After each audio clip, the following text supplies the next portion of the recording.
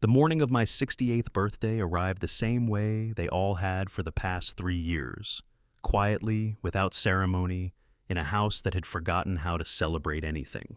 I sat at the kitchen table with my coffee, black, no sugar, watching the October light filter through blinds that Margaret had hung 22 years ago.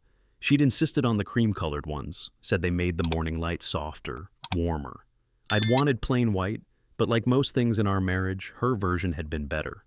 The coffee was bitter. I'd never been good at making it the way she did, with just enough patience to let it brew properly before pouring.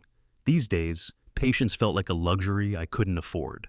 Everything took longer when you did it alone, cooking for one, cleaning dishes that accumulated slowly, talking to yourself because silence had weight, and sometimes that weight pressed too hard against your chest.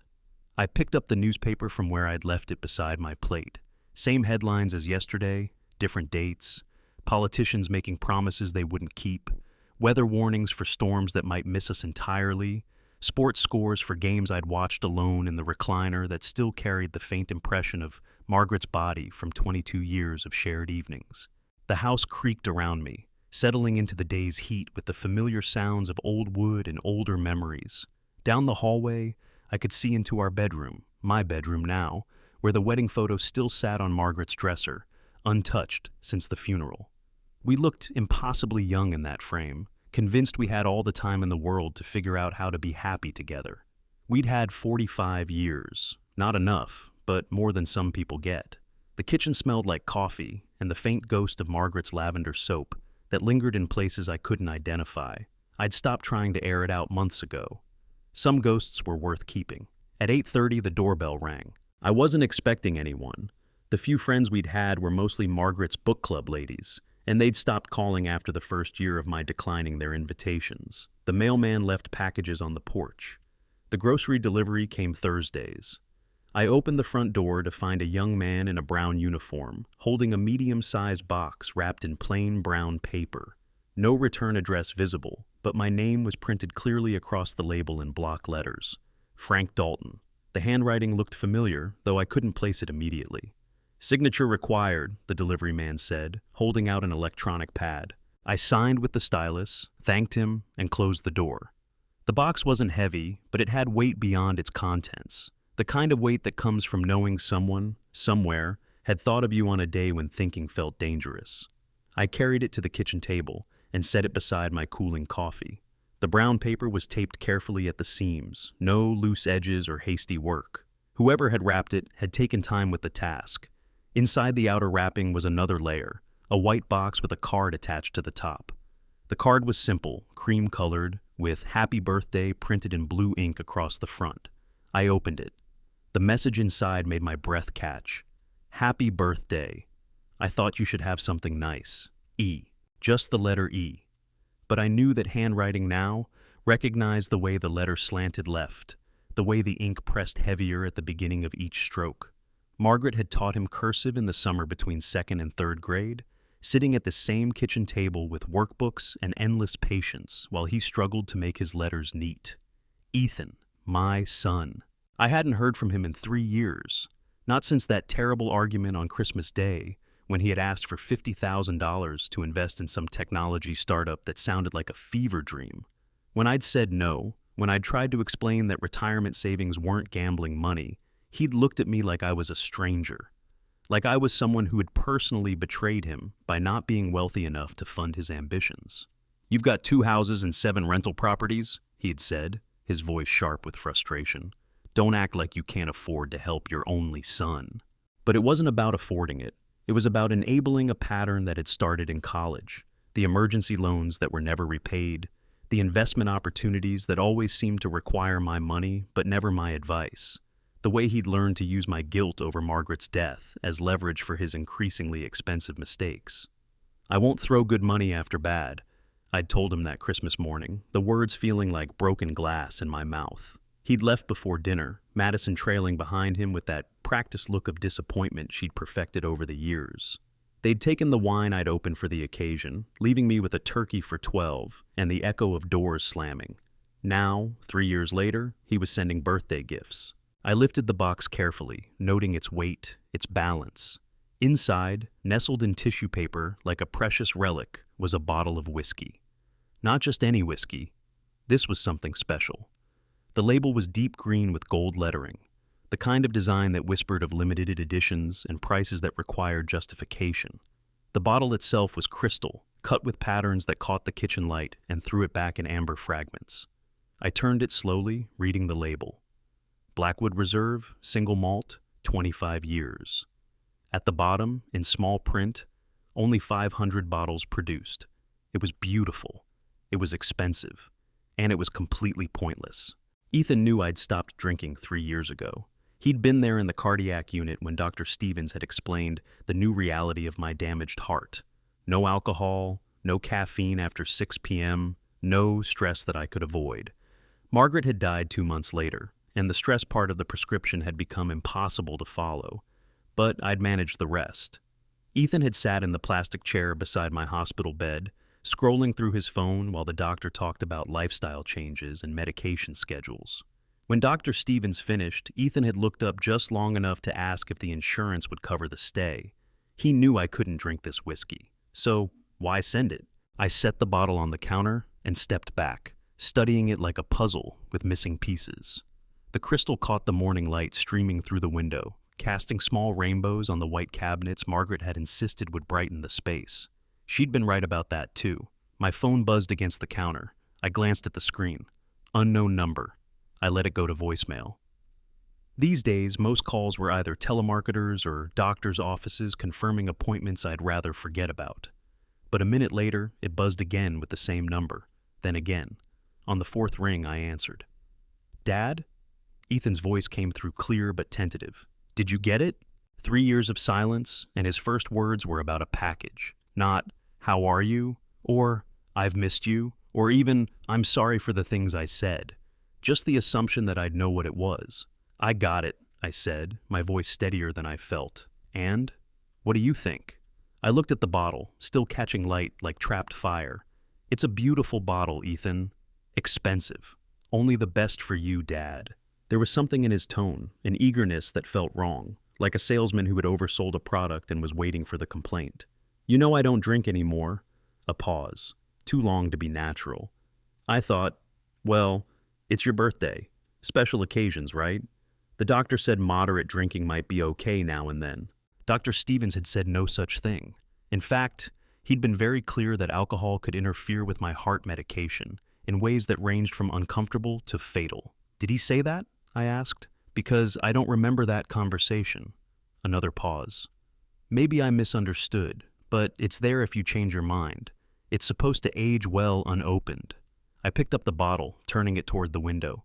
The liquid inside moved like honey, thick and dark and old. Where did you find something like this? Friend of a friend, got a good deal on it. His voice had shifted, become more animated. But listen, Dad, the important thing is, you like it. Have you tried it yet? Have you tried it yet? The question hung in the air like smoke. 3 years without contact, and he was pressing me about drinking whiskey I'd told him I couldn't have. Not yet, I said carefully. Well, when you do, let me know what you think. I'd love to hear your opinion. The eagerness in his voice was unmistakable now. Not the excitement of a son wanting his father to enjoy a gift, but something else. Something that made my chest tighten in a way that had nothing to do with my heart condition. I'll do that, I lied.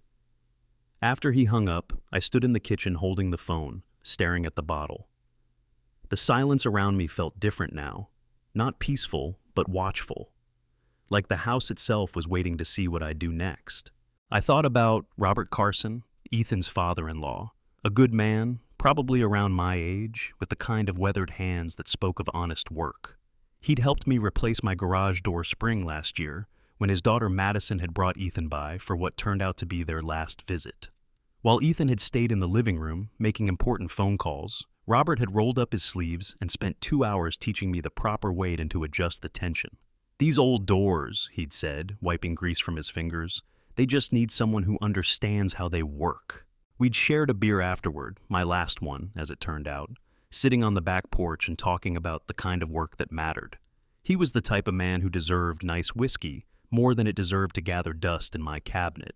By noon, I had the bottle wrapped in a paper bag and secured in the passenger seat of my Ford. The drive to Robert and Helen's place took 20 minutes through neighborhoods that got progressively nicer as you moved away from my side of town. Their house sat on a corner lot with a well-maintained lawn and the kind of flower beds that Margaret would have admired. Helen answered the door wearing an apron dusted with flour. "Frank, what a lovely surprise. Come in, come in." The house smelled like Sunday dinner, pot roast and vegetables, the kind of meal that takes all day and feeds a family properly. Robert appeared from the living room, wiping his hands on a dish towel. "Frank," he said, offering a firm handshake. "Good to see you. How are you holding up?" It was a question people asked carefully when they knew about Margaret. I'd learned to answer it the same way every time, taking it one day at a time. Helen bustled around, offering coffee, insisting I stay for dinner. "There's plenty," she said. "Always is when you cook for 4 and only 2 show up." I gathered they'd been expecting Ethan and Madison. The dining room table was set for 4, good china that caught the afternoon light streaming through lace curtains. "Actually," I said, pulling out the wrapped bottle, "this is for Robert, a gift from Ethan. He wanted you to have something special." Robert's eyebrows lifted as he unwrapped it. When he saw the label, he whistled low. "Frank, this is really something. Blackwood Reserve? I've heard about this stuff. Never thought I'd see a bottle, let alone own one." "Ethan thought you'd appreciate it more than I would," I said. Which was true, even if it wasn't the whole truth. Helen examined the bottle over her husband's shoulder. "My goodness, look at that crystal work. It's almost too pretty to open." "No whiskey's too pretty to drink," Robert said with a grin. "Frank, you'll stay and help me do this justice, won't you? First pour should be shared." I should have said no, should have made an excuse about my medication, about needing to get home. Instead, I found myself nodding. "One sip," I said, "for the toast." Robert opened his liquor cabinet, a modest collection of everyday bottles that looked humble beside the Blackwood Reserve. He pulled out 2 crystal tumblers, the kind reserved for special occasions, and set them on the kitchen counter. The wax seal broke with a satisfying snap. The cork came free with the soft pop of quality craftsmanship. Robert poured carefully, the liquid catching the light like liquid gold. "To friendship," he said, raising his glass, "and to family, even when they complicate things." I lifted my glass, inhaling the rich aroma of aged whiskey. It smelled expensive, complex, with hints of oak and vanilla and something else I couldn't identify, something that made my nostrils burn slightly. Robert took a generous sip, closing his eyes to savor it. "God, that's smooth," he said. "Ethan's got good taste, I'll give him that." I touched the whiskey to my lips, felt the burn on my tongue, but didn't swallow, couldn't swallow. Some instinct older than reason made me set the glass down instead. "Rich," I said. "Very rich. Maybe too rich for me these days." Robert finished his pour and poured himself another, smaller one. "I can see why they only made 500 bottles. This is the kind of whiskey you save for celebrating something important."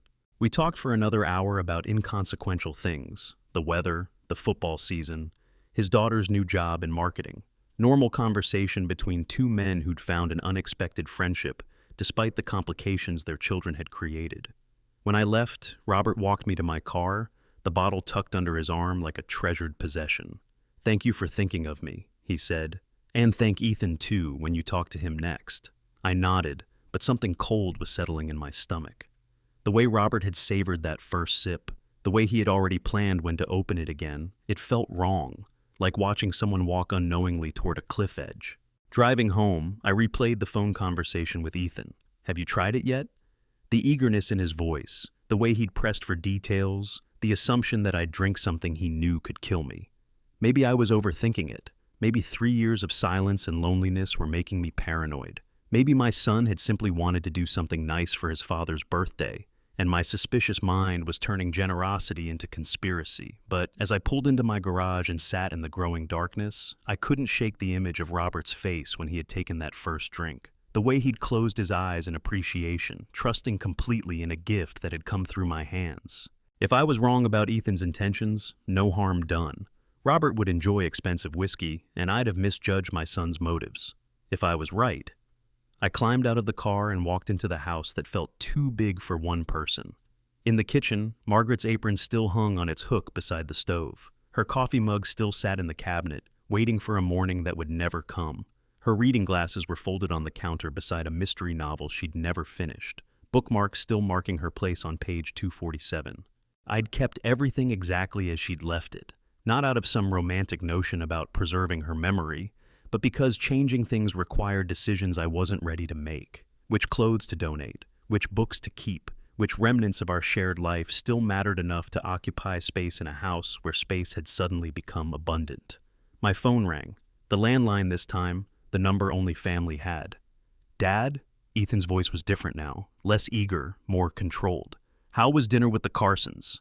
I hadn't told him about going to Robert's house. "It was fine. Did Robert like the whiskey?" There it was again, that pressing quality, like he was asking about more than whiskey. "He seemed to enjoy it," I said carefully. "Opened it right away. Said it was the smoothest he'd ever tasted." Silence. Not the comfortable kind that falls between family members, but the sharp kind that cuts. "He drank it?" Ethan's voice had gone flat. "Some of it. Why?" "No reason, just good." I'm glad he liked it, but his tone suggested the opposite. He sounded like a man who'd just received news he didn't want to hear. "Ethan," I said slowly, "is there something you want to tell me about that bottle?" "What do you mean?" "I mean you seem awfully interested in whether anyone's drinking it." A laugh, forced and hollow. "Dad, you're overthinking things. I just wanted to make sure you liked the gift." "I told you, I gave it to Robert." "Right, yes, you said that." Another pause. "Well, I should let you go. Happy birthday, Dad." The line went dead before I could respond. I stood in the kitchen holding the phone, watching the October sun slant lower through the blinds. Something was wrong, not just wrong in the vague sense that comes from years of family dysfunction, but wrong in the specific, immediate way that makes your hands shake and your mouth go dry. I walked to the garage, to the workbench where I'd spent 40 years fixing things that could be fixed. Margaret used to joke that I could repair anything except my relationship with my son. She'd stopped joking about it after Ethan graduated college and moved to the city, when it became clear that the distance between us was measured in more than miles. On the pegboard above the workbench hung tools I'd collected over a lifetime of honest work. Wrenches worn smooth from use, hammers with handles shaped by thousands of swings, screwdrivers that knew the difference between Phillips head and flathead without looking. These were tools that did what they were supposed to do, that didn't lie or manipulate or pretend to be something they weren't. I pulled down a flashlight and tested its beam against the concrete floor. Still bright, still reliable, unlike family. Back in the house, I sat in Margaret's chair, the one by the window where she'd done her reading and her worrying in equal measure. From here, I could see the neighbor's house where old Mrs. Patterson was pulling weeds from her flower bed, working slowly but steadily in the fading light. Normal people doing normal things on a normal Tuesday evening. Except nothing about this evening felt normal. I thought about the way Ethan had said Robert's name. He drank it? Like he was confirming something he'd hoped wouldn't happen. Like he was asking about more than whiskey consumption. The phone rang again. This time it was Helen Carson, her voice tight with worry. "Frank, I'm sorry to bother you, but Robert collapsed about an hour ago. We're at St. Mary's Hospital. The doctors think it might be his heart, but they're running tests." The words faded into static. I gripped the receiver so tightly my knuckles went white, watching the Blackwood Reserve bottle that wasn't on my counter anymore, that was somewhere in Robert Carson's system, working its way through a bloodstream that might not be equipped to handle whatever Ethan had really sent me for my birthday. "Frank, are you there?" "I'm here," I managed. "I'll be right there." I hung up and stood in the sudden silence of my kitchen, staring at the spot where the bottle had been. Margaret's voice whispered from memory, something she'd said during one of our arguments about Ethan's borrowing habits. Sometimes the people closest to us are the ones most capable of hurting us because they know exactly where we're vulnerable. I grabbed my jacket and car keys, my mind already racing through possibilities I didn't want to consider. The drive to the hospital would take 15 minutes. 15 minutes to pray that I was wrong about my son, that paranoia and loneliness were making me imagine conspiracies where none existed. 15 minutes to hope that Robert Carson's collapse was just an old man's heart giving out naturally, and not the result of a birthday gift that had been meant for me. As I backed out of the garage, the house looked smaller in my rearview mirror. Smaller and somehow less safe, as if something had changed in the space between receiving a gift and understanding what it really was. The October evening was clear and cold. the kind of night when sounds carried further than they should.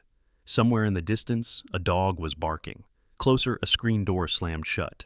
Normal sounds of normal life, but they felt muffled now, like I was hearing them from underwater. At the first red light, I looked at my hands gripping the steering wheel. They were the hands of a 68-year-old man who'd built a life from nothing, who'd loved a woman for 45 years, who'd raised a son he thought he knew. Now I was driving to a hospital to find out if that son had just tried to kill his father-in-law with a bottle meant for me. The light turned green. I drove forward into whatever came next, carrying the weight of a birthday I'd never forget, and the growing certainty that nothing, not my family, not my memories, not my understanding of who my son really was, would ever be the same. St. Mary's Hospital smelled the way hospitals always do, antiseptic trying to mask something deeper, something human and frightening that cleaning solutions can't touch. The fluorescent lights hummed overhead, casting everything in that particular shade of white that makes healthy people look sick, and sick people look like they're already gone. I found Helen in the cardiac wing waiting room, clutching a paper cup of coffee that had gone cold hours ago. Her face was drawn, eyes red-rimmed from crying, or exhaustion, or both. When she saw me, she stood quickly, nearly spilling the untouched coffee. "Frank, thank you for coming. I didn't know who else to call. How is he?" She shook her head, not an answer but in the way people do when words feel inadequate. "They're running tests."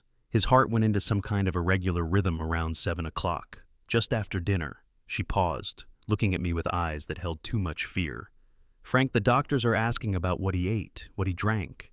They think it might be some kind of reaction." My stomach dropped like an elevator with a cut cable. "What did you tell them?" "Everything. The pot roast, the wine with dinner, She hesitated. "The whiskey you brought over. That beautiful bottle from Ethan."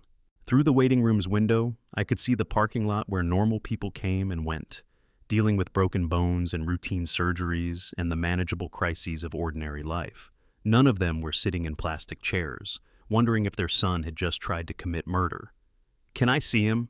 Helen nodded toward the corridor. "Room 314. But, Frank, he doesn't look like himself." The walk down that hallway felt longer than it was. Room numbers counted up like a countdown. 308, 310, 312. Each step carried me closer to confirmation of something I desperately wanted to be wrong about. Robert was awake when I entered, but barely. His face had the gray pallor of old newspaper, and monitors beeped around him with electronic persistence. An IV snaked from his left arm to a bag of clear fluid hanging from a metal pole. His eyes tracked to me slowly, like moving his head required planning. "Frank," he whispered, his voice rougher than I'd ever heard it. "Hell of a birthday present." I pulled the visitor's chair closer to the bed. "How are you feeling?" "Like I got kicked by a horse." He managed a weak smile. "Doctors say my heart's doing things it's never done before. Racing, then stopping, then racing again." His eyes focused on me with effort. "That whiskey. There was something about it. Tasted different after the first sip, bitter underneath all that smoothness." I felt the room tilt slightly. "Different how? Can't explain it. Like drinking honey mixed with..." He paused, struggling for the word. "Mixed with medicine. Medicinal bitter." A nurse entered, young and efficient, checking his monitors with practiced movements. She glanced at me briefly. "Are you family?" "Friend," Robert answered before I could speak. "Good friend." She adjusted something on one of the machines, made notes on her clipboard. "Mr. Carson, the doctor wants to run a few more blood panels. Check for any unusual substances. Did you consume anything unusual yesterday or today?" Robert's eyes found mine. "Just some special whiskey. Gift from my son-in-law." The nurse wrote it down. "We'll test for alcohol interaction with your medications, but your levels suggest you only had a small amount."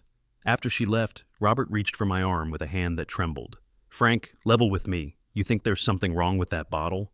I wanted to lie, wanted to tell him it was probably just a bad reaction to rich alcohol on an empty stomach. Instead, I found myself speaking the truth that had been growing like a tumor in my chest since Helen's phone call. "I think my son expected me to drink it, not you." Robert's grip tightened on my arm. "What are you saying?" "I'm saying Ethan knows about my heart condition, knows I haven't touched alcohol in 3 years, knows exactly what it might do to someone with cardiac issues." The monitors continued their electronic conversation, measuring Robert's heartbeat, his blood oxygen, his body's struggle to process whatever was working its way through his system. Each beep felt like an accusation. "So, when you gave it to me instead," Robert's voice trailed off, "you got what was meant for me." We sat in silence for a few minutes, letting the implications settle. Through the window, I could see the hospital parking lot where normal families dealt with normal emergencies. Broken arms and appendicitis and the manageable tragedies of ordinary life. "Frank," Robert said finally, "what kind of son tries to poison his father?" It was a question I'd been asking myself since the moment Ethan's voice had gone strange on the phone. The answer wasn't one I wanted to speak aloud, but it lived in my chest now, heavy and undeniable. The kind who thinks inheritance is supposed to come early. Robert closed his eyes, either from fatigue or from the weight of what I'd just said. "Have you told the doctors about your suspicions?" "Not yet. I wanted to see you first, talk to you before." I gestured at the machines, the monitors, the clinical evidence of someone's miscalculation. "Before what?" "Before I decide whether to call the police." The words hung in the air between us like smoke. Once spoken, they couldn't be taken back. They changed the conversation from family drama to criminal investigation, from suspicion to accusation. Robert opened his eyes and looked at me with something approaching relief. "Call them," he said quietly. "If you're right, if that bottle was meant to hurt you, then somebody needs to know. Somebody needs to stop it." I stayed until Helen returned with sandwiches from the cafeteria that neither of us ate. We made small talk about Robert's improvement. His color was better, his breathing steadier, but underneath the politeness was the shared knowledge that something had shifted in our small world. When I left the hospital, the October evening was crisp and clear. Stars were beginning to show themselves against the deepening sky, and the air carried the smell of wood smoke from someone's fireplace. Normal autumn smells, comforting and familiar.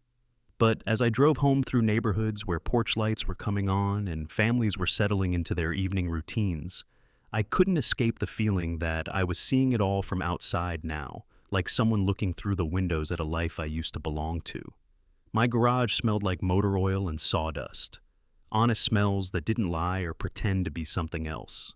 I'd built this workspace over 40 years, collecting tools and organizing them with the precision of a man who understood that chaos was the enemy of good work. On the workbench sat a half-finished birdhouse, something I'd started for Margaret's garden before she got sick.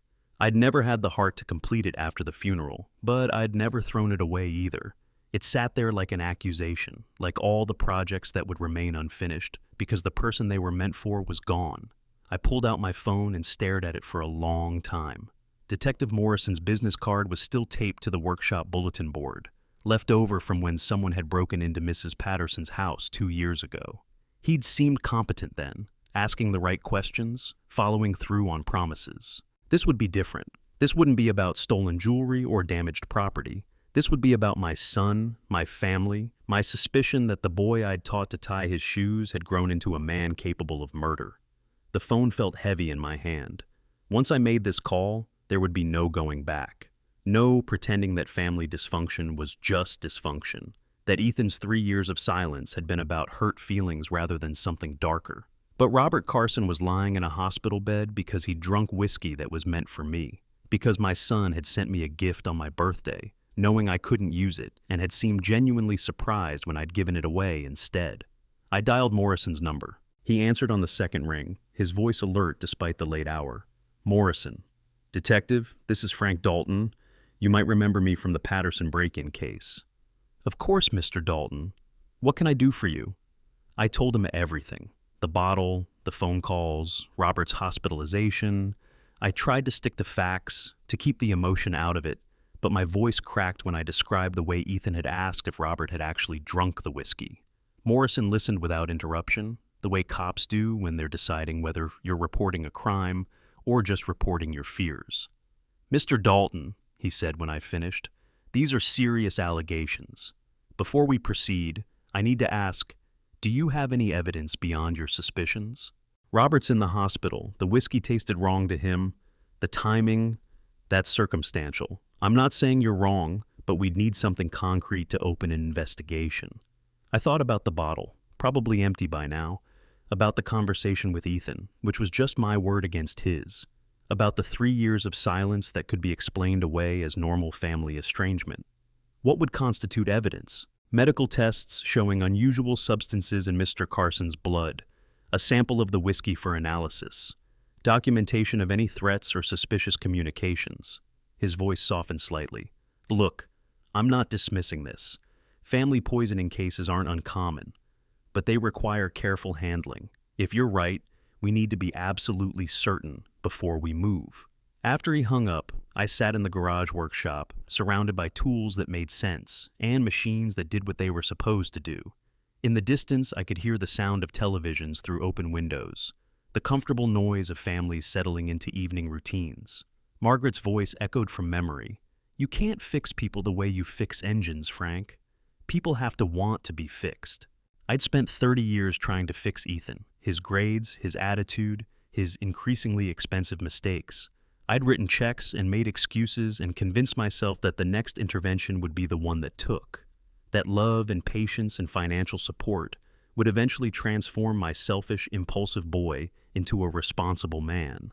Now I was wondering if the boy had always been exactly who he was, and I'd simply been too blind to see it. The workshop phone rang, the landline I kept for business calls that never came anymore. I almost didn't answer it, but old habits die hard. Frank? It was Helen again, her voice brighter than before. Robert's stabilizing. The doctors think he's going to be okay. They want to keep him overnight for observation, but his heart rhythm is getting back to normal. Relief washed over me like cool water. That's wonderful news. He's asking for you, actually. Says he wants to talk about something important. I drove back to the hospital through empty streets, past houses where normal families were dealing with normal problems, homework and bills and minor disagreements that would be forgotten by morning. Robert was sitting up when I entered his room, color returning to his cheeks. The monitors still beeped, but with less urgency now.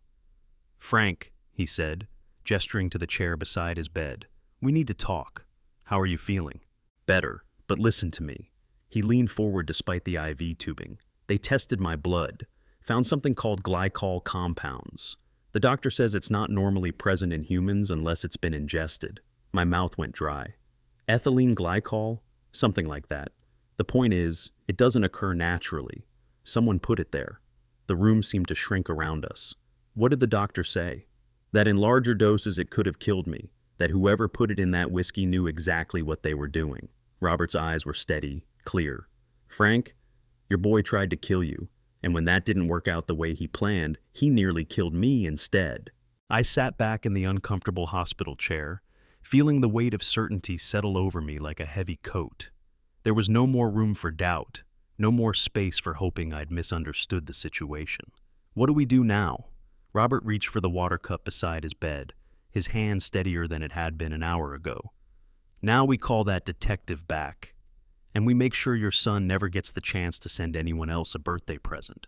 The drive home from St. Mary's felt like traveling through a different world, one where streetlights seemed harsher and shadows fell at wrong angles. Every turn reminded me that Robert Carson was lying in a hospital bed because my son had miscalculated, because Ethan had expected his father to drink poison on his birthday and instead had nearly killed a decent man who'd never done anything but show kindness to our family. I pulled into my garage and sat in the darkness for a long time, engine ticking as it cooled. Through the thin walls, I could hear Mrs. Patterson's television, the comfortable murmur of a late-night talk show. Normal sounds from a normal evening in a world that no longer felt normal to me. Inside the house, Margaret's coffee mug still sat in the dish drainer, where I'd left it that morning. The newspaper was folded beside my breakfast plate, headlines about distant troubles that seemed trivial now. The kitchen looked exactly the same as it had 12 hours ago, but everything had changed. I walked to the phone and dialed Detective Morrison's number again. He answered on the first ring, as if he'd been waiting. Morrison. Detective, it's Frank Dalton. I was at the hospital tonight. Robert Carson's blood tests came back positive for ethylene glycol. A pause. The sound of papers rustling. That's the missing piece we needed. Mr. Dalton, I'm going to need you to come in tomorrow morning. We'll need your formal statement, and we'll want to coordinate with the hospital for their test results. What about Ethan? What about him? The question hung in the air. What about him, indeed? What about the boy I'd taught to ride a bicycle, who had helped me install kitchen cabinets in this same house 20 years ago? What about the young man who had called me crying the night before his wedding, afraid he wasn't ready for marriage but too proud to back out? What about my son, who had just tried to kill me? When will you arrest him? That depends on what the evidence shows. Poisoning cases require careful construction. We need to establish means, motive, and opportunity. We need to document everything from the bottle's origin to the method of delivery to the intent behind it. Intent. As if there could be any question about intent when you send ethylene glycol disguised as birthday whiskey to a man with a heart condition. Detective, how long does something like this take? Days, maybe weeks. But Mr. Dalton, I want to be clear about something. Once we start this process, there's no stopping it. If the evidence supports criminal charges, your son will be arrested and prosecuted. Family relationships won't factor into our investigation. After he hung up, I sat at the kitchen table with a yellow legal pad, the kind I'd used for construction estimates back when I had a business to run. At the top of the page, I wrote, "What I know." Underneath, I began listing facts. Ethan sent expensive whiskey on my birthday. He knows about my heart condition and alcohol restriction. He called specifically to ask if I'd drunk it. He seemed surprised when I said I'd given it to Robert. Robert collapsed after drinking it. Hospital found ethylene glycol in Robert's blood. Ethylene glycol is not naturally occurring in whiskey. On the second page, I wrote, questions. Where did Ethan get the whiskey? When was it tampered with? How much did he know about the poison? Who else might be involved? The act of writing steadied me, gave purpose to thoughts that had been churning without direction. This was how I'd always approached complex problems.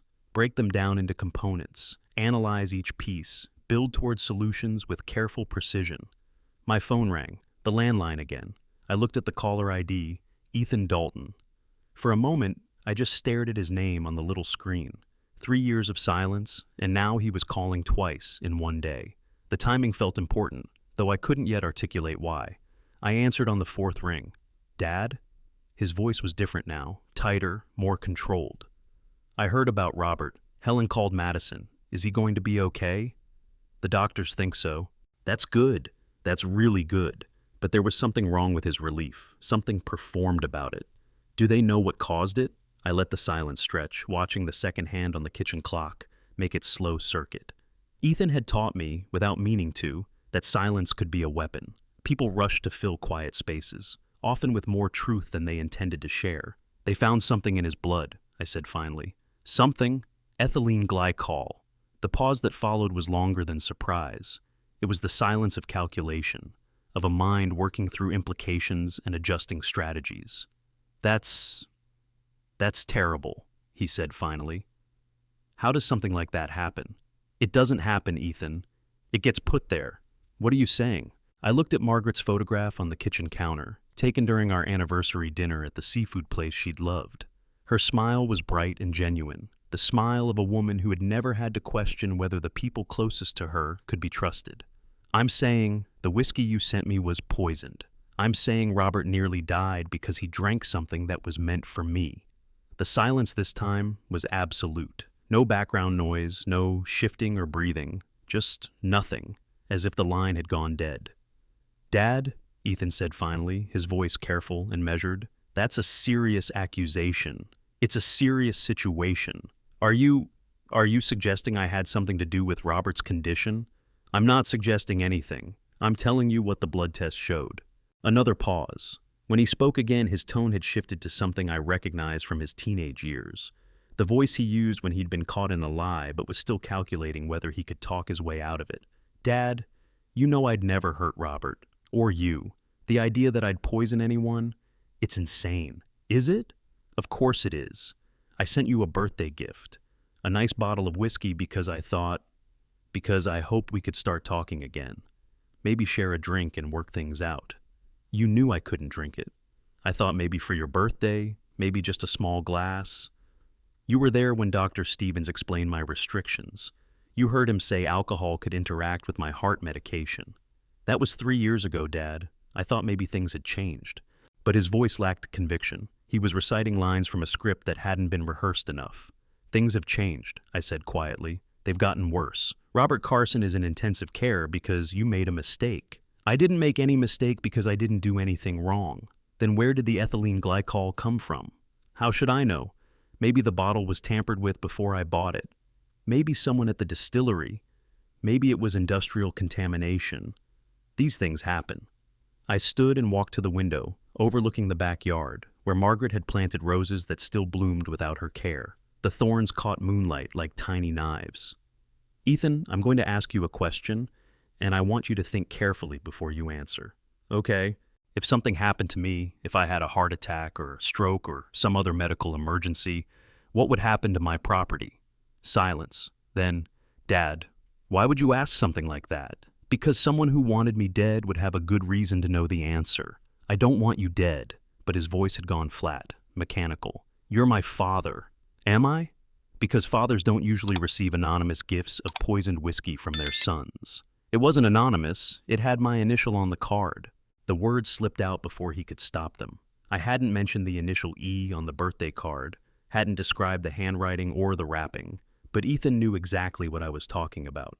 Knew details he shouldn't have known unless he had been intimately involved in every aspect of that gift's creation. Yes, I said softly. It did have your initial. I never told you that. Another silence, longer this time. When he spoke again, his voice had changed completely. Colder, harder, stripped of pretense.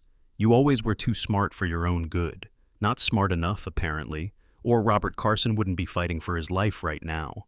Robert Carson is collateral damage. This was never about him. The casual way he said it, collateral damage, made my blood turn cold. As if Robert's life was just an accounting error, a number that had ended up in the wrong column. What was it about then? You know what it was about. Tell me anyway. I could hear him breathing on the other end, could almost picture him in whatever room he was calling from, calculating his next words. You've been sitting on a fortune for 3 years, he said finally. 7 rental properties, the house, savings accounts you never touch. And for what? So you can live like a monk and leave it all to charity when you die? It's my money, Ethan. I earned it. We earned it. Madison and I. We've been waiting for you to do the right thing, to transfer some of it while you're still alive so we can use it while we're young enough to enjoy it. So, you decided to help me die a little early. I decided to solve a problem that was making everyone miserable. The honesty was breathtaking in its ugliness. No more pretense, no more careful words. Just the naked admission that my continued existence was an inconvenience to be managed. How long have you been planning this? Does it matter? It matters to me. He laughed, a sound without humor. Since Christmas. Since you made it clear you would rather hoard your money than help your family. Since you chose your precious principles over your son's future. I thought about that Christmas argument. About the $50,000 he'd wanted for his startup. About the way I'd felt when he'd stormed out, leaving me with a house full of food and no one to share it with. The startup was never real, was it? The startup was completely real. The startup was a way to pay back people who don't accept late payments. You owe money. I owe a lot of money. To people who don't care about family dynamics or heart conditions, or old men who think they can lecture their children about fiscal responsibility. The pieces were falling into place now, creating a picture I should have seen years ago. Ethan's expensive clothes, Madison's jewelry, the new car they'd driven to our last Christmas dinner. None of it had been paid for with honest earnings. How much? Enough that your inheritance would solve everything, would let Madison and me start over somewhere clean. My inheritance? I laughed, surprising myself with the sound. You mean the money I'm supposed to leave you after you kill me? I mean the money that should have been ours already if you'd been a decent father. If you'd helped when we needed help instead of lecturing us about responsibility. I walked to the refrigerator and opened it, looking at the neat rows of condiments and leftovers that would feed one person for days. Everything organized and labeled in Margaret's careful handwriting that I couldn't bring myself to replace. Ethan, I said, let me explain something to you. That money you think belongs to you, it belongs to me. I earned it by getting up every morning for 45 years and doing work that mattered. It belongs to me because I saved it instead of spending it on things I couldn't afford. And it will continue to belong to me until the day I die naturally, in my own time, in my own way. Dad, but here's what you failed to consider in your planning. That day isn't going to come as early as you hoped, because I'm not drinking your whiskey. Robert Carson is alive, and tomorrow morning, I'm going to make sure Detective Morrison knows everything about what you tried to do." The line went dead. I hung up the phone and stood in my kitchen, looking around at the life Margaret and I had built together. The ceramic canisters she'd chosen for flour and sugar, the dish towels with strawberries that she'd thought were cheerful, the little herb garden on the windowsill that I'd kept alive more from stubbornness than skill. None of it belonged to Ethan. None of it had ever belonged to him. But for the first time in 3 years, I understood that none of it belonged to me anymore either. Not in the way it had when Margaret was alive, when this house was a home instead of a museum to a marriage that existed only in memory. Tomorrow, I would give my statement to the police. I would help them build their case against my son. I would watch them arrest the boy I'd raised, had loved unconditionally for 35 years. And then I would have to decide what to do with the rest of my life, in a world where family was just another word for people who knew exactly how to hurt you. Outside, the October wind was picking up, rattling the windows and sending leaves skittering across the driveway. Winter was coming, and for the first time since Margaret's death, I wasn't dreading it, because winter was honest. It didn't pretend to be something it wasn't. It didn't send you gifts wrapped in lies or make promises it never intended to keep. Winter just was what it was, and you either prepared for it or you didn't survive it. I was done being unprepared. The police station smelled like burnt coffee and industrial carpet, the kind of institutional odor that clings to your clothes long after you leave. Detective Morrison's office was smaller than I'd expected, cramped with filing cabinets and a desk that had seen better decades. The Venetian blinds were tilted to block the morning sun, casting lines of light and shadow across his notepad as he wrote. I'd been there for 2 hours, walking him through every detail of the past week. The birthday package, Ethan's phone calls, Robert's collapse. Morrison listened with the practiced patience of a man who'd heard enough lies to recognize truth when it sat across from him. "Mr. Dalton," he said, setting down his pen, "we've sent the blood work to the state lab for confirmation. We've also requested a warrant to test any remaining whiskey from the bottle, if there is any." "There might be," Robert didn't finish it. "Good. Physical evidence makes cases. Everything else is just conversation." He leaned back in his chair, studying me with eyes that had seen too much family ugliness to be surprised by any of it. "I have to ask, are you prepared for what comes next? You mean arresting my son?" "I mean everything that follows. The investigation, the trial if it comes to that, having your family situation played out in public, having lawyers pick apart 35 years of your relationship with Ethan, looking for ammunition." I thought about the question seriously. Was I prepared to watch my son led away in handcuffs? To sit in a courtroom while prosecutors described him as a would-be killer? To see our family's private failures dissected by strangers who'd reduce 40 years of complicated love to evidence in a criminal case? "Detective, 3 days ago I thought my biggest problem was loneliness. Now I know my son tried to murder me. Whatever comes next can't be worse than that." Morrison nodded slowly. "We'll need you to limit contact with Ethan until this is resolved. No phone calls, no meetings. If he reaches out, document everything, but don't engage. Can you do that?" I could. In fact, after last night's conversation, I wasn't sure I ever wanted to speak to Ethan again. The boy I'd raised was gone, had probably been gone for years. In his place was a stranger who calculated the value of my death with the same precision other people used to balance their checkbooks. "There's something else," I said. "Ethan mentioned owing money to people who don't accept late payments. That might explain the urgency."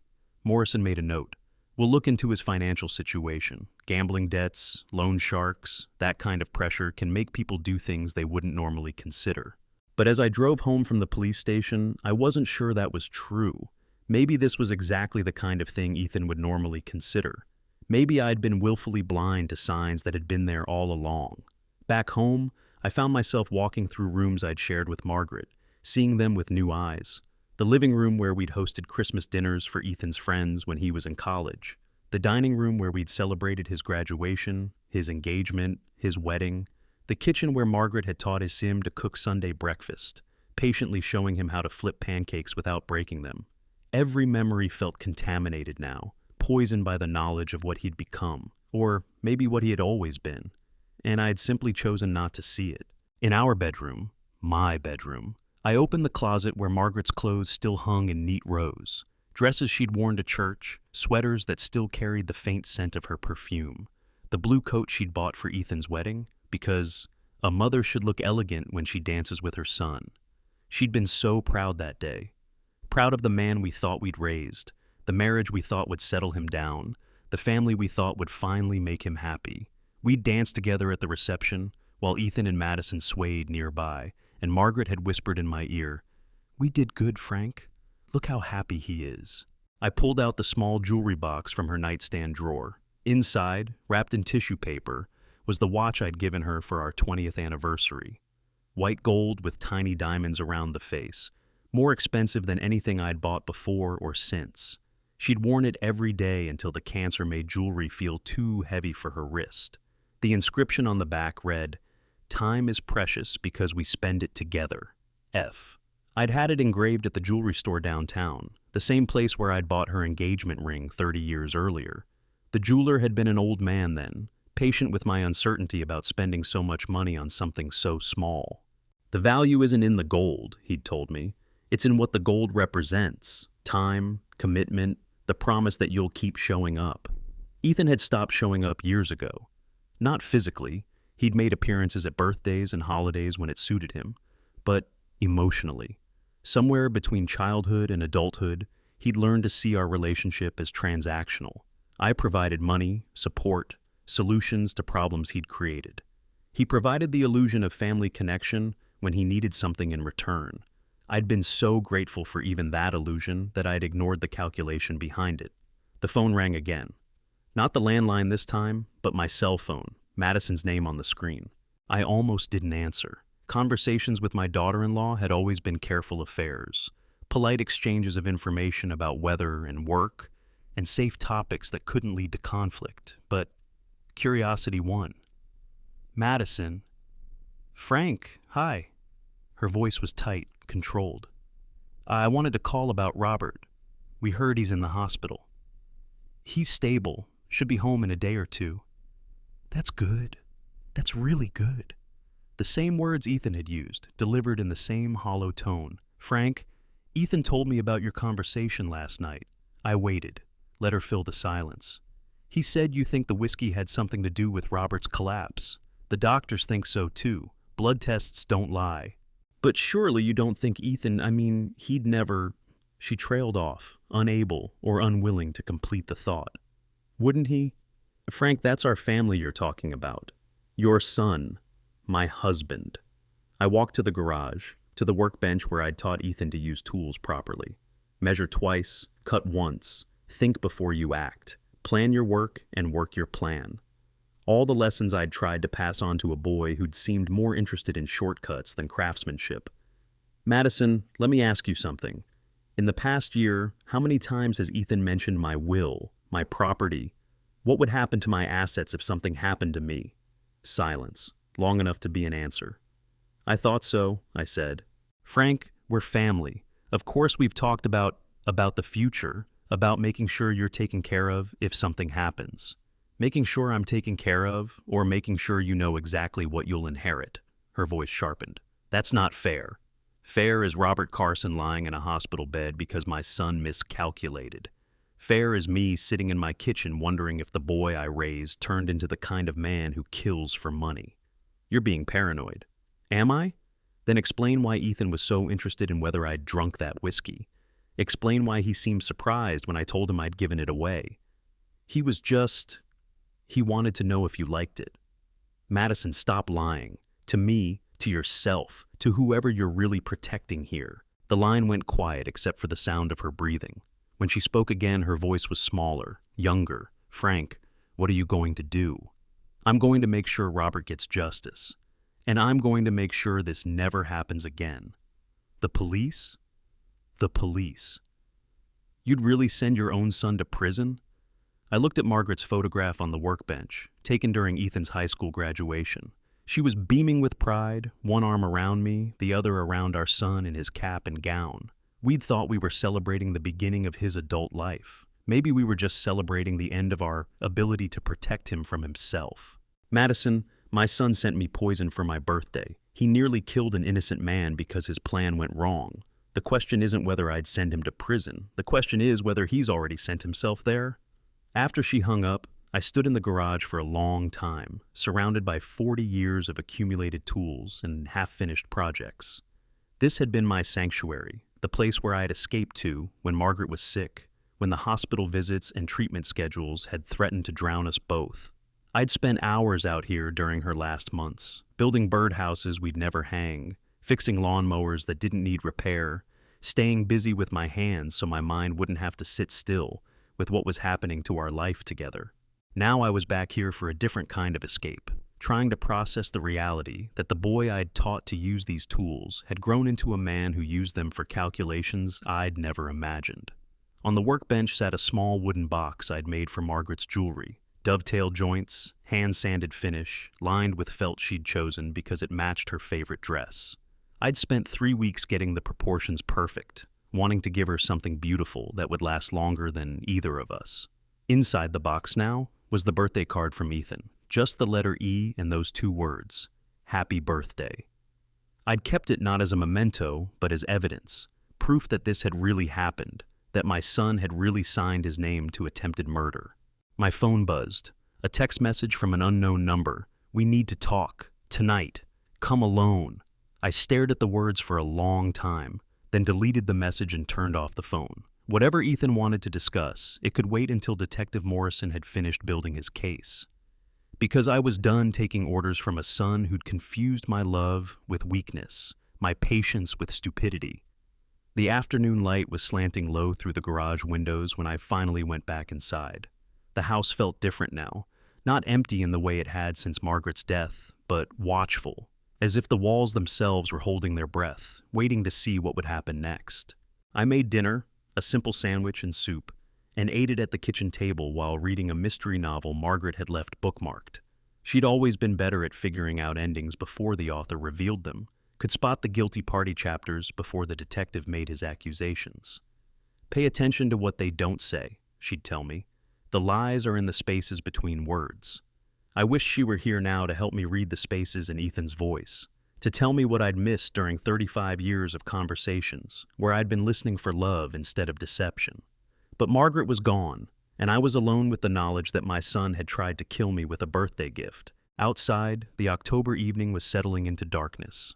Porch lights were coming on across the neighborhood, families gathering for dinners and homework, and all the ordinary rituals that made houses into homes. I turned on my own porch light and sat in Margaret's chair by the window, watching the street and thinking about the difference between being alone and being abandoned. Alone was what I'd been since the funeral, cooking for one, sleeping on one side of the bed, learning to exist without the constant background presence of someone who'd shared my life for 45 years. Abandoned was what I was now, cut loose not by death but by betrayal, left to drift in the space between the son I'd thought I had and the stranger who had taken his place. The grandfather clock in the hallway chimed 9 times, marking another hour in a day that had changed everything. Tomorrow would bring police interviews and evidence collection and the beginning of legal proceedings I'd never imagined being part of. But tonight, I was exactly where I belonged, in the house Margaret and I had chosen together, surrounded by the life we'd built with our own hands, protected by walls that had witnessed 40 years of honest marriage and would now witness whatever came after betrayal. I wasn't afraid anymore. Fear required uncertainty, and uncertainty was a luxury I could no longer afford. My son had shown me exactly who he was. Now, I would show him exactly who I was in return. The morning after my conversation with Ethan brought the kind of clarity that only comes after sleepless nights spent staring at ceilings and rearranging facts until they form patterns you can't ignore. I sat at the kitchen table with my coffee, watching the sun paint Margaret's herb garden in shades of gold and amber, and made a decision that felt like stepping off a cliff. I was going to dismantle my son's life before he could finish dismantling mine. By 8 o'clock, I was dressed in the navy suit I'd worn to Margaret's funeral, the one she'd helped me pick out for important occasions. If protecting myself from my own child wasn't important, nothing was. Marcus Chen had been my lawyer for 23 years, handling everything from property acquisitions to Margaret's will. His office occupied the second floor of a brick building downtown, the kind of solid, unpretentious space that inspired confidence rather than awe. When his secretary led me to his office, Marcus stood from behind a desk that looked like it had witnessed decades of human drama. "Frank," he said, offering his hand. "I was sorry to hear about the situation with Ethan. Helen Carson called my wife last night. News traveled fast in small towns. By now, half the county probably knew that Robert Carson was in the hospital and that there were questions about the whiskey I'd brought him. I need your help, Marcus. Not just legal advice, legal armor." He gestured to the chair across from his desk. "Tell me everything." I did. The birthday package, the phone calls, Robert's hospitalization, my growing certainty that Ethan had tried to kill me for my inheritance. Marcus listened without interruption, occasionally making notes on a yellow legal pad. When I finished, he leaned back in his chair and studied me with the calculating gaze of a man who'd spent his career separating facts from emotions. "Frank, what you're describing is attempted murder. If the evidence supports your suspicions, Ethan will face serious prison time. Are you prepared for that?" "I'm prepared for justice." Justice and family reconciliation don't always point in the same direction. I thought about Margaret's funeral, how Ethan had stood beside me at the graveside with dry eyes and restless feet, checking his phone during the service. How he had left immediately afterward, claiming work obligations that couldn't wait even for grief. There's nothing left to reconcile, Marcus. The boy I raised is gone, has been gone for years. I just didn't want to see it. Marcus made another note. "All right, let's talk about protection. If Ethan is desperate enough to attempt poisoning, he might try other approaches. We need to make sure your assets are secure."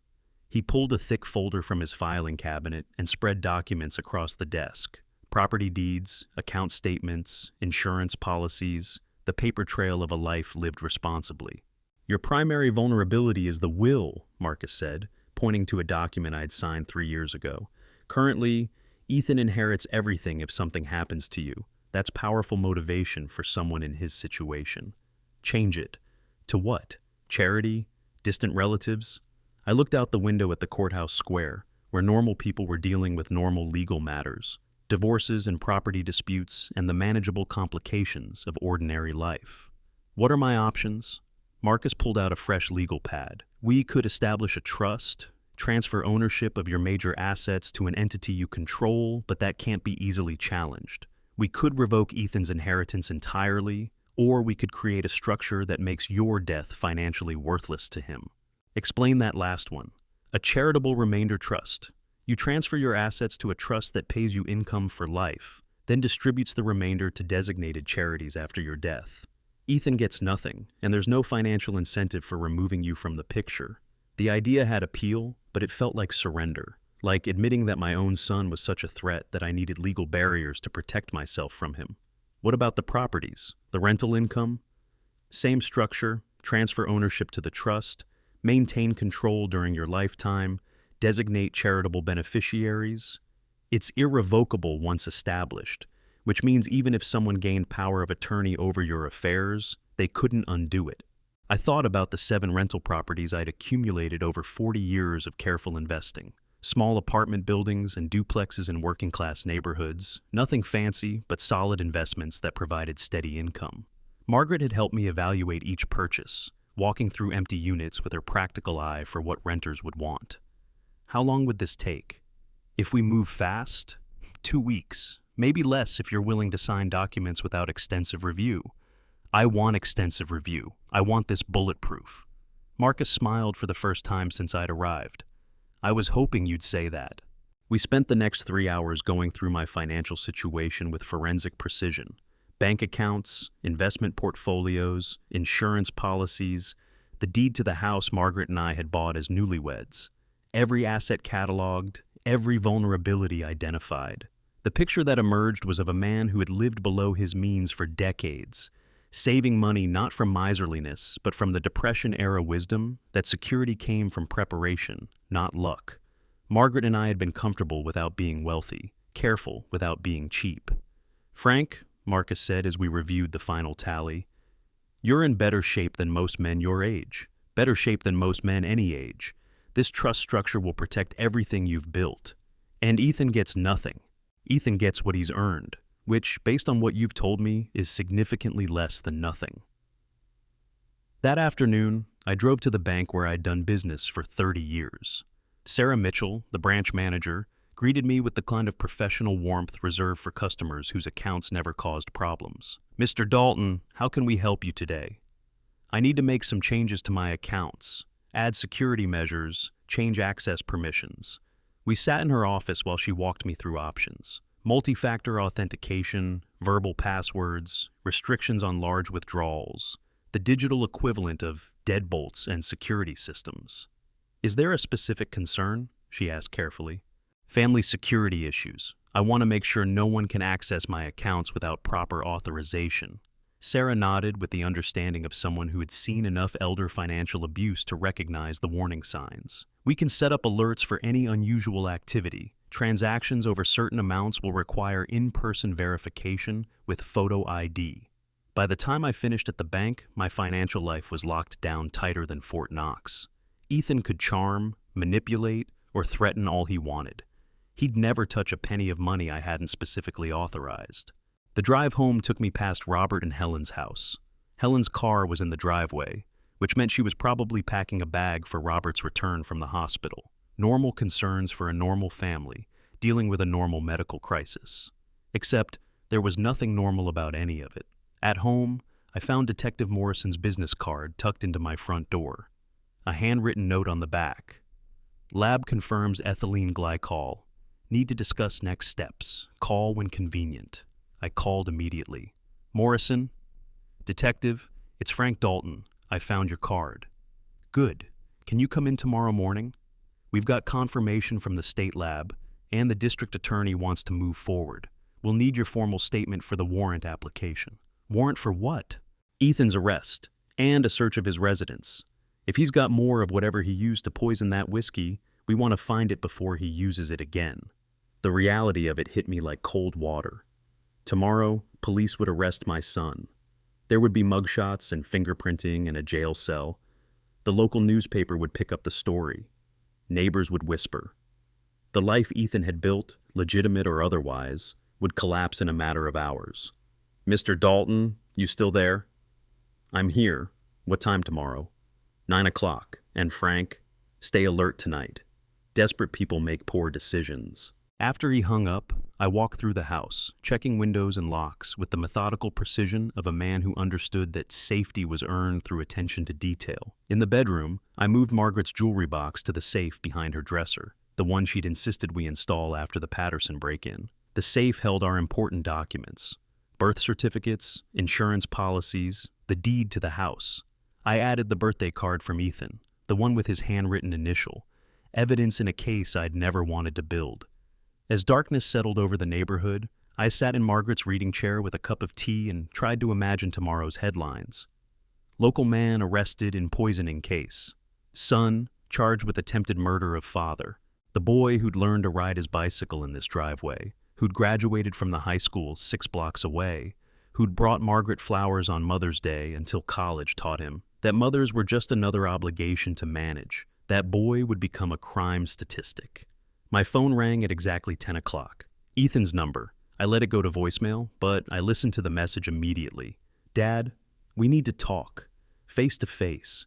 There are things you don't understand about my situation, about why things happened the way they did. Meet me tomorrow morning at the diner on Maple Street. 10 o'clock. Come alone." His voice was different again. Not the calculated charm of our earlier conversations, but something raw, desperate. I deleted the message and called Morrison's personal number. "Detective, he wants to meet tomorrow, 10 a.m. at Murphy's Diner. Don't go. We'll have the warrant by then. Let us handle it. What if he runs? Then we'll find him. Frank, do not meet with him. Do not engage. Men who poison whiskey bottles aren't interested in conversation." I hung up and sat in the gathering darkness, thinking about the diner on Maple Street, where Margaret and I used to eat Sunday breakfast after church. Ethan had joined us there countless times over the years, complaining about the coffee, but always cleaning his plate. The booth by the window where he'd told us about Madison, about his plan to propose, about the life he was going to build. Had he been lying even then? Planning even then? The grandfather clock in the hallway chimed 11 times, marking another hour in what might be my last night as the father of a son, instead of the father of a criminal. Tomorrow would bring arrests and arraignments and the beginning of legal proceedings that would strip away any remaining illusions about what my family had become. But tonight, I was safe in the house Margaret and I had chosen together, protected by locks and lawyers and the knowledge that I'd finally stopped being naive about the people closest to me. I checked the deadbolt one more time, turned off the porch light, and climbed the stairs to a bedroom that held 45 years of marriage and 3 years of widowhood, and now the growing certainty that some kinds of love were too dangerous to survive. Tomorrow, I would help the police arrest my son. Tonight, I would sleep better than I had in months, because for the first time since Margaret's death, I knew exactly where I stood and exactly what I needed to protect. The call came at 6:17 in the morning, early enough to jolt me from the first real sleep I'd had in days. Detective Morrison's voice was crisp, professional, carrying the weight of official business. "We have him, Frank. Picked him up at his house 20 minutes ago. No resistance." I sat up in bed, feet finding the cold hardwood floor. Through the bedroom window, the neighborhood was still dark except for scattered porch lights and the blue glow of early morning television screens. What happens now? Arraignment this afternoon. He'll probably make bail, first offense, community ties, flight risk assessment pending. But the charges are filed. Attempted murder in the first degree. Attempted murder. The words hung in the air like smoke, impossible to breathe around. Did he say anything? Asked for a lawyer. Smart move, considering. Morrison paused. "Frank, there's something else. When we searched his house, we found materials, chemistry equipment, plant samples, what looks like a makeshift distillation setup in his garage." My stomach turned. He was making the poison himself. "Looks that way. We're sending everything to the lab, but it appears your son has been planning this for a while." After Morrison hung up, I sat on the edge of the bed, holding the phone and staring at Margaret's photograph on the nightstand. Her smile was warm and trusting, the expression of a woman who'd never had to question whether the people she loved might be planning to hurt her. I dressed carefully, the same navy suit, a white shirt Margaret had pressed and hung in the closet 3 years ago. The tie she'd said made me look distinguished. If I was going to watch my son's life unravel in a courtroom, I'd do it with dignity. The courthouse was buzzing with activity when I arrived for the afternoon arraignment. Reporters had gathered on the front steps, drawn by the unusual nature of the case. A son accused of poisoning his father made for compelling headlines in a county where major crimes were usually limited to bar fights and domestic disputes.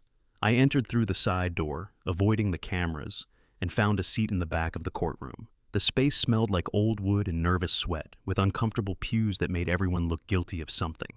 At exactly 2 o'clock, they brought Ethan in. He wore an orange jumpsuit that made his skin look sallow, his hands cuffed in front of him with a chain around his waist. The boy who'd once helped me install kitchen cabinets was now shuffling across a courtroom floor in county-issued shoes. He scanned the room until his eyes found mine. For a moment, neither of us moved. Then he mouthed a single word: "Dad." Not an apology, not an explanation, just acknowledgement that I was there, watching his life collapse in real time. The judge entered, a stern woman in her 60s, who looked like she'd heard every excuse and believed none of them. The bailiff called the court to order, and suddenly we were dealing with official business. "The defendant will rise for arraignment," the judge said. Ethan stood beside his lawyer, a younger man in an expensive suit who looked like he'd rather be anywhere else. The prosecutor read the charges with mechanical precision: attempted murder in the first degree, conspiracy to commit murder, possession of regulated toxic substances. Each charge hit like a physical blow. I'd known they were coming, had helped build the case that made them possible, but hearing them spoken aloud in that formal setting made them real in a way that private conversations couldn't. "How does the defendant plead?" Ethan's lawyer leaned toward the microphone. "Not guilty, Your Honor." Not guilty. As if the ethylene glycol had appeared in that whiskey bottle through spontaneous generation. As if Robert Carson had imagined his way into intensive care. The judge set bail at $50,000, a number that would have been impossible for the Ethan I'd thought I knew, but apparently manageable for the one who had been living beyond his means for years. Within an hour, he was free pending trial. I stayed in my seat as the courtroom emptied, watching the space where my son had stood to deny responsibility for his actions. The afternoon light streaming through tall windows cast long shadows across the floor, and the silence felt heavier than the noise had been. "Mr. Dalton?" I turned to find the prosecutor, a woman in her 40s with steel gray hair and eyes that had seen enough human ugliness to surprise her anymore. District Attorney Patricia Reeves. "I wanted to introduce myself," she said, settling into the pew beside me, "and to let you know we are taking this case very seriously." "Good. I also want to prepare you for what's coming. Defense attorneys in cases like this often try to paint the victim as paranoid, vindictive, looking for reasons to hurt their own family. They'll dig into your relationship with Ethan, looking for ammunition. Let them dig. They won't find anything that changes the fact that he tried to poison me. Maybe not, but they'll find arguments that might confuse a jury, family disputes over money, expectations about inheritance, the normal complications that exist in every parent-child relationship." I stood slowly, feeling every one of my 68 years in my joints and bones. "Ms. Reeves, I've spent 3 years learning to live without the most important person in my life. I can survive having strangers judge my relationship with my son. I hope so, because this is going to get ugly before it gets resolved." The drive home took me past the diner where Ethan had wanted to meet that morning. Through the windows, I could see the booth where Margaret and I used to sit after church, sharing Sunday breakfast and reading sections of the newspaper aloud to each other. Normal rituals of a normal marriage, before I understood that normalcy was a luxury some families couldn't afford. At home, the house felt different, not empty in the familiar way, but charged with possibility. For 3 years, I'd been existing in Margaret's shadow, maintaining her routines, preserving her choices, living like a curator in a museum of our marriage. Now, for the first time since her funeral, I was making decisions that were entirely my own. I called Marcus from the kitchen phone. "The trust documents," I said. "How quickly can we execute them? Give me 48 hours. I'll have everything ready for signature by Thursday morning." "And the will?" "Completely rewritten. Ethan gets nothing. Everything goes to the American Heart Association and the local Hospice Care Foundation." Margaret would have liked that. She'd volunteered at the hospice during her final months, reading to patients who were too weak to hold books themselves. She'd come home from those visits with stories about ordinary people facing death with extraordinary grace. "One more thing, Marcus. I want to add a codicil specifically explaining why Ethan has been disinherited. I want it on the record." "Frank, that's unusual, and it opens the will to challenge on emotional grounds." "Let him challenge it. Let him explain to a probate judge why he thinks attempted murder qualifies him for inheritance." Thursday morning brought the kind of October weather that made you believe autumn could last forever. Cool air, bright sun, leaves turning colors that existed nowhere else in nature. I dressed in my best clothes and drove to Marcus's office with the anticipation of a man about to solve a problem that had been eating at him for months. The trust documents were 43 pages of legal language that reduced a lifetime of work to numbered paragraphs and subsections. I read every word, signed every page, and watched Marcus notarize each signature with the gravity of a man who understood he was witnessing the legal equivalent of burning bridges. "It's done," he said, gathering the papers into neat stacks. "As of this moment, you own nothing and control everything. The Frank Dalton Charitable Trust owns your house, your rental properties, your investment accounts. You're the sole trustee with absolute authority during your lifetime. And after my lifetime, the American Heart Association gets 60%, the Hospice Foundation gets 40%. Ethan gets a detailed explanation of why attempted murder disqualifies him from inheritance." I felt something release in my chest, a tension I'd been carrying since the moment I'd realized what that birthday bottle really was. For the first time in 3 years, my death held no financial value for anyone. "There's one more document," Marcus said, sliding a single sheet across the desk. "Power of attorney revocation. This cancels any previous authorizations Ethan might have had regarding your affairs."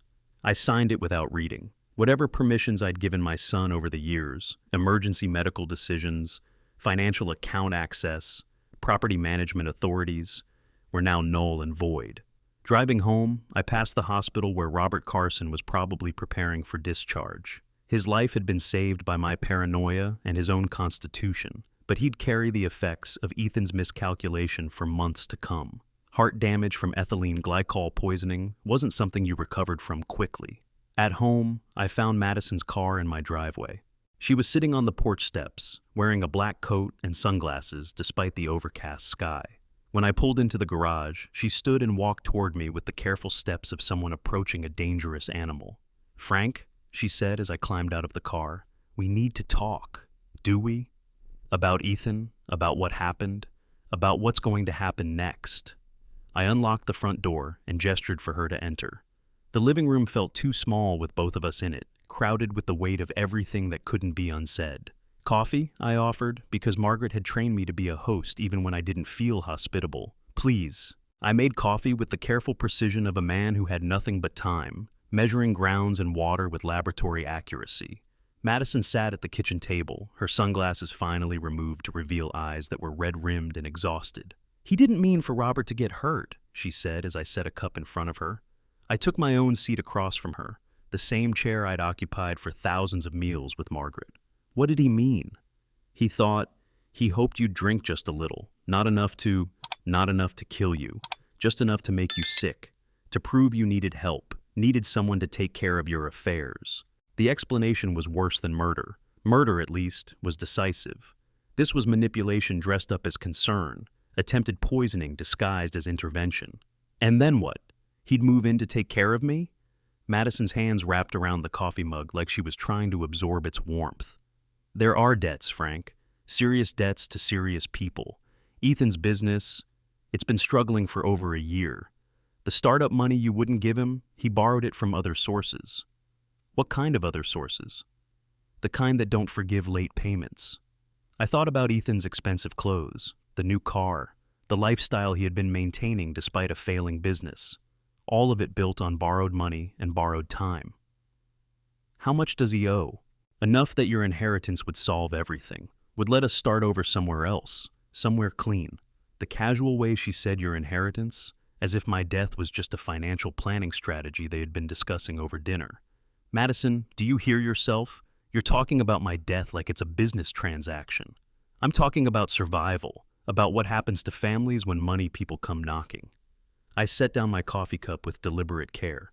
What happens to families when sons poison their fathers? Her face crumpled, not tears, but the complete collapse of whatever facade she'd been maintaining. "Frank, I'm scared. These people Ethan owes money to, they're not patient, they're not reasonable. If he can't pay, then he should have thought about that before he borrowed from them. You could help him. You could pay his debts, make this all go away. Pay his debts. Madison, your husband tried to kill me. He nearly killed Robert Carson. And you want me to reward that with money?" She looked around the kitchen as if seeing it for the first time. The outdated appliances, the worn linoleum, the modest fixtures of a working-class life lived honestly. "You live like you're poor," she said, "but you're not poor.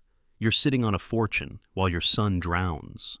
I'm sitting on the results of 40 years of careful living. Ethan's drowning in the results of his own choices." Madison stood abruptly, her chair scraping against the floor. "You're condemning him to death. Those people he owes money to, they don't just write off bad debts." "Then maybe he should have thought about that before he tried to poison his father." She moved toward the door, then stopped with her hand on the knob. "The police don't understand the whole situation. When they arrest him, when he can't pay what he owes, blood will be on your hands too. The only blood on my hands is what I have tried to clean up after 40 years of enabling a son who never learned that actions have consequences." After she left, I sat alone in the kitchen that had witnessed 45 years of marriage and 3 years of widowhood, and now this, the final fracture of a family that had been broken for longer than I'd been willing to admit. The evening news led with Ethan's arrest. Local businessman charged with attempted murder of his father. They showed file footage of the courthouse, a brief shot of Detective Morrison walking to his car, and a photograph of Ethan from his business website, smiling, confident, looking like someone you'd trust with your investments. They didn't show the orange jumpsuit, or the handcuffs, or the way his shoulders had sagged when the judge read the charges. They didn't capture the moment when the boy I'd raised officially became a stranger I'd helped send to prison. I turned off the television and walked to the garage, to the workbench where Margaret's unfinished birdhouse still waited. I picked up my tools and began sanding the rough edges smooth, working by the light of a fluorescent bulb that hummed like a mechanical lullaby. Wood didn't lie. It didn't manipulate or betray or send poisoned gifts wrapped in birthday paper. It simply was what it was, revealing its true nature only under careful, patient attention. As I worked, I thought about tomorrow's headlines and next week's trial and the months of legal proceedings that would dissect my family's failures for public consumption. I thought about Robert Carson, probably sleeping peacefully in his own bed for the first time in days. I thought about Margaret, who would never have to know that the boy she'd loved unconditionally had grown into a man capable of murder. But mostly, I thought about the silence that had settled over the house. Not the empty silence of grief, but the clean silence of problems finally solved. The birdhouse began to take shape under my hands, joint by careful joint. It wouldn't bring Margaret back, wouldn't repair the damage Ethan had done to our family, wouldn't undo the betrayal that had poisoned more than whiskey. But it was something honest, built with patience and skill for no reason except that building something lasting felt good. Something that would shelter small, innocent creatures without asking for anything in return. Unlike family, it would do exactly what it was designed to do. The grandfather clock chimed midnight as I put away my tools. Another day ending, another beginning tomorrow. But for the first time since Margaret's death, I wasn't afraid of what tomorrow might bring, because the worst had already happened and I was still standing. The trial lasted 4 days. 4 days of sitting in uncomfortable courtroom pews while lawyers dissected 35 years of my relationship with Ethan, looking for explanations that would make sense of the senseless. The prosecutor painted him as a calculating killer, driven by greed. The defense portrayed him as a desperate son whose father had failed to provide emotional and financial support when it mattered most. Both versions contained fragments of truth, but neither captured the whole picture. The whole picture was more complicated and more simple than either side wanted to admit. Sometimes, good people make choices that reveal they were never as good as you thought they were. On the witness stand, I kept my answers short and factual. Yes, Ethan had sent me the whiskey. Yes, I'd given it to Robert Carson. Yes, my son had called multiple times asking if I'd drunk it. No, I hadn't suspected poisoning until Robert collapsed. Ethan's lawyer tried to paint me as a bitter, paranoid old man who'd turned family dysfunction into criminal conspiracy. He asked about the money I'd refused to lend Ethan, about his exclusion from family financial decisions, about my obsessive preservation of Margaret's belongings. "Isn't it true, Mr. Dalton," the lawyer said during cross-examination, "that you blamed your son for not being present enough during your wife's final illness?" I looked across the courtroom at Ethan, who was studying his hands with intense concentration. "I blame my son for being on his phone during her funeral. And isn't it true that this blame has colored your perception of his motives ever since? My perception of his motives is based on ethylene glycol in a whiskey bottle and Robert Carson nearly dying from drinking it." The jury deliberated for 6 hours. When they returned, the forewoman stood and delivered their verdict with the mechanical precision of someone reading a grocery list. Guilty on all counts. Ethan's face didn't change when he heard the word. He just nodded slightly, as if confirming something he'd already known. When the judge sentenced him to 15 years in state prison, he finally looked at me. His expression wasn't anger or regret or even disappointment. It was something closer to curiosity, as if he was studying a puzzle he'd never quite solved. After the sentencing, I sat in my car in the courthouse parking lot for 20 minutes, watching normal people go about their normal business. A young mother pushing a stroller, teenagers skateboarding despite the no skating signs, an elderly couple walking slowly, her hand on his arm for support rather than control. Regular families dealing with regular problems, unburdened by the knowledge that love could be weaponized and trust could be fatal. The drive home took me past Robert and Helen's house. Robert was in his front yard, raking leaves with the careful movements of a man still recovering from cardiac trauma. When he saw my truck, he waved, not the enthusiastic greeting of before, but the measured acknowledgement of someone who'd survived something together. I stopped and rolled down my window. "How are you feeling?"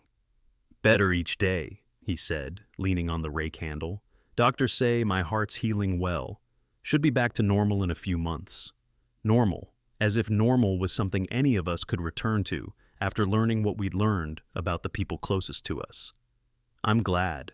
Robert studied my face with the careful attention of someone who'd learned to read signs of trouble in other people's expressions. "How are you holding up? Can't be easy, watching your boy get sentenced." I thought about the question. How was I holding up? I felt empty, certainly. Relieved, definitely.